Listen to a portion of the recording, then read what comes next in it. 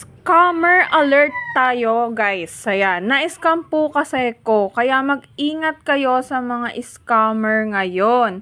Lalo na sa social media or sa personal. Lalo na ngayon, guys, magpapasko na po kasi. Alam nilang mabili na, mabenta na, at medyo maraming pera ngayon ng tao dahil magpapasko. Hindi ko pa alam kung paano ko sisimula magkwento sa inyo, kung paano kong e-explain paano nangyari. Sobrang nanlambot ako, guys. Yung kita ko lahat dito kay TikTok is biglang nag-zero earnings. Bakit? Ang dami naman sa aking nakikipag-collab. Simula pa dati, nakikita nyo naman, talagang pinakikita ko na marami sa aking nakikipag-collab. At ina-accept ko naman lahat. At panay ang post ko ng mga tinitinda ko sa kanila. At panibigay nila sa akin free samples. Ngayon, ito po naging problema. May big pong company na sa akin nakipag-collab. So, nakita ko, mataas yung ratings niya. Marami siyang paninda, as in legit siya. Kaso, ang problema po, guys, na-scam ako nito. Scammer pala siya. Paano? At eto na nga, guys, di ba marami sa akin nagchat-chat sa TikTok at isa to sa nagchat sa akin. Syempre, guys, maiengganyo ka kasi ang dami niyang pinakikita. Ganyan naman kasi talaga sa umpisa, makikipagsagutan ka hanggang sa pakagating ka niya. At pag nakuha ka na niya, ayan na, guys, wala na. Tapos na, end na kayo. Araw-araw po kasi, guys, talaga napakarami sa akin nakikipag-collab. Ang dami nagpapadalang sample, then sumasagot ako. Okay naman, legit naman. Talagang binibigyan nila akong sample. Talagang halos araw-araw. 10 free sample, guys, ang dumadating sa akin. Sino ba naman ako, 'di ba? Para tanggihan yung mga 'yan. So, sa akin, pabor sa akin 'yun kasi may dumarating sa aking sample, kumikita pa ako, may earnings ako.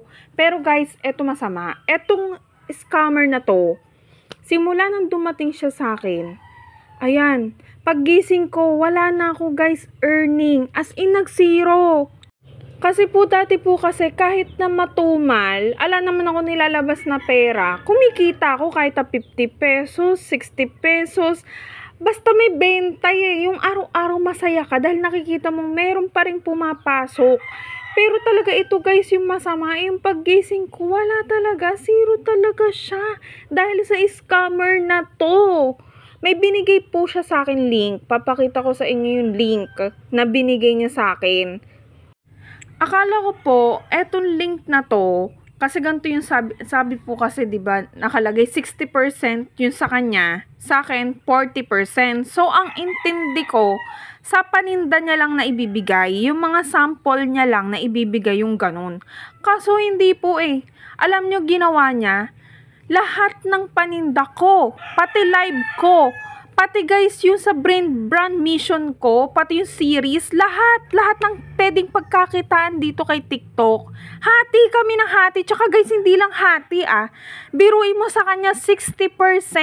Kumbaga kung kikita ako ng 1,000, sa kanya 600, sa akin guys 400.